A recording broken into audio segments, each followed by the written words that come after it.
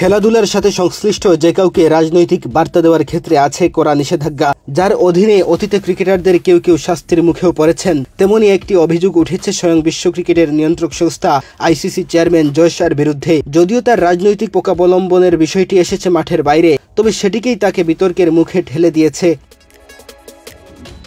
মূলত ভারতীয় cricket board BCCI এর সাবেক এই সচিবের বিষয়টি টানা হয়েছে অস্ট্রেলিয়ান ক্রিকেটার উসমান খাজাকে জড়িয়ে। এর আগে এই অজি ক্রিকেটার ফিলিস্তিনের পক্ষে ব্যাট ও জুতায় প্রতীকী বার্তা কিংবা কালো আর্মব্যান্ড পরায় আইসিসির ভৎসর্নায় পড়তে হয়েছিল। এমনকি সতর্ক করে দিয়ে মূল ম্যাচে এমন কিছু না করারও হুঁশিয়ারি দেওয়া হয়েছিল খাজাকে। সেই সূত্র ধরে মাঠের বাইরে হলেও জয় শাহর রাজনৈতিক বার্তা দেওয়াকে দ্বিচারিতা বলে উল্লেখ করছেন নেটিজেনরা।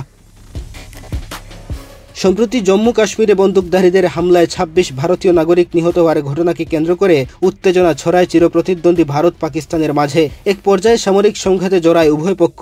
বেশ কয়েকদিন ধরে চলা এই সংঘাতে উভয় দেশের ক্রিকেটাররাই সামাজিক মাধ্যমে সরব ছিলেন, প্রতিক্রিয়া দেখিয়েছেন স্ব দেশের পক্ষে। ভারতের পক্ষে অবস্থান নিয়ে বার্তা দিয়েছিলেন আইসিসি চেয়ারম্যান জয় শাহ।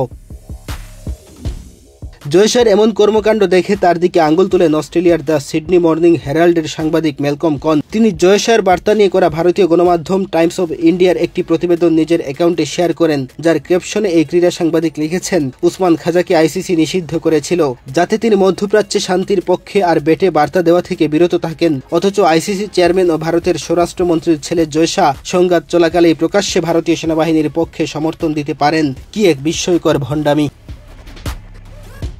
একইভাবে আরও একাধিক দেশের নাগরিকরা জয় শাহর আইসিসির পদ ছেড়েই কেন যুদ্ধে সমর্থন দিচ্ছেন না সেই প্রশ্ন তোলেন। সেসব পোস্টে আবার নানা যুক্তি নিয়ে আলোচনা ও তর্কে জড়িয়েছেন ভারতীয় নেটিজেনরা। তাদের দাবি, একজন নাগরিক হিসেবে জয় শাহ নিজের দেশের পক্ষে বার্তা দিতেই পারেন, সেখানে তার আইসিসি চেয়ারম্যানের পরিচয় বহন করবে না। একইভাবে অজি ক্রিকেটার উসমান খাজা মাঠে ফিলিস্তিনের পক্ষে বার্তা দিতে পারেন না বলেও পাল্টা যুক্তি দাঁড় করান ভারতীয়রা। চলমান এই বিতর্ক নিয়ে অবশ্য নিজেদের প্রতিক্রিয়া জানায়নি আইসিসি। এদিকে উসমান খাজা ফিলিস্তিনে চলমান ইসরায়েলি আগ্রাসন নিয়ে সোচ্চার ছিলেন আগেই। ২০২৩ সালের ডিসেম্বরে ঘরের মাঠে পাকিস্তানের বিপক্ষে টেস্ট সিরিজে ফিলিস্তিনের সমর্থনে বিশেষ বার্তা সম্বলিত জুতা পরে খেলতে চেয়েছিলেন তিনি, কিন্তু তাতে বাদ সাধে আইসিসি। তাদের নিয়ম অনুযায়ী ক্রিকেটার বা ম্যাচের দায়িত্বরত কর্মকর্তা কোনো ধরনের বার্তা সম্বলিত পোশাক, খেলার সরঞ্জাম ব্যবহার করতে পারবেন না। তবে এমন সিদ্ধান্তের বিরুদ্ধে লড়াইয়ের ঘোষণা দেন খাজা।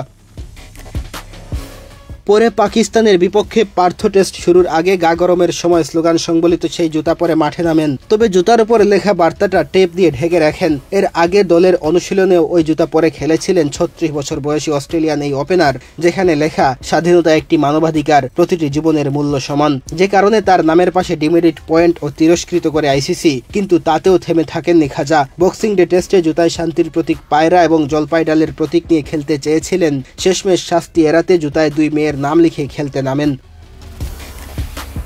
মেহেদী হাসান তালহা, বাংলাদেশ প্রতিদিন।